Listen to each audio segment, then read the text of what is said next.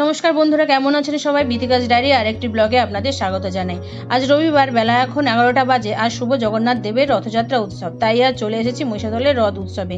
ছোটবেলা থেকেই ইচ্ছে রথে কেমন করে গোপালজি ও জগন্নাথ দেবকে তোলা হয় বা তার প্রস্তুতি পর্ব কেমন হয় সেই ইচ্ছে পূরণ করার জন্য বাড়ি থেকে বাপের বাড়ি চলে এসেছি।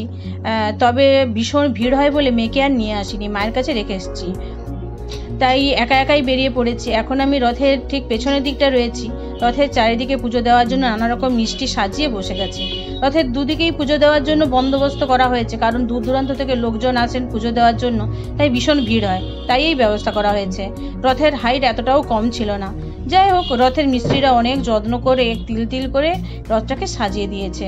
2 মাস ধরে প্রায় গোপালজির মন্দির থেকে এক এক করে জগন্নাথ দেব, সুভদ্রা, বলরাম সব ঠাকুরকে নিয়ে আসা হবে। তবে আগে গোপালজিকে নিয়ে চলে এসছে, এখন আগে জগন্নাথ দেবকে তোলা হচ্ছে সেটা আপনারা দেখতে পাবেন।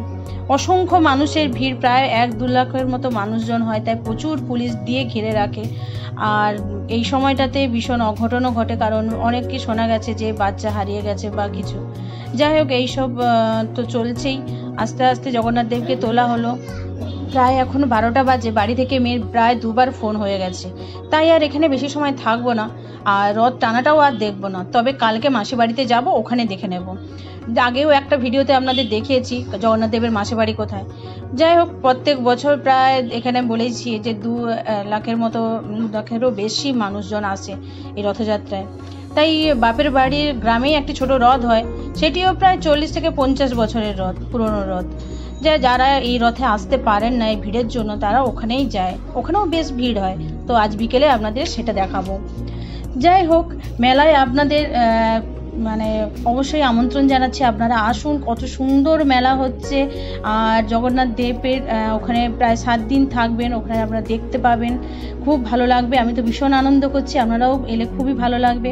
এছাড়াও এখানে এই রথের দিন, বড় রথের দিন, গড়ের মাঠে, রাজবাড়ির যে মাঠটা আছে ওখানে আম্রকুঞ্জ যাকে বলে, ওখানেই পাখির মেলা বসে। এছাড়াও নানা রকম ফুলের ফলের মেলা বসে, তো সেটাও আপনারা দেখতে পাবেন। সেটা আপনাদের আমি পরবর্তী একটি ব্লগে আপনাদের অবশ্যই শেয়ার করব। তার জন্য কিন্তু অবশ্যই কিন্তু আমাকে সাবস্ক্রাইব করতে হবে।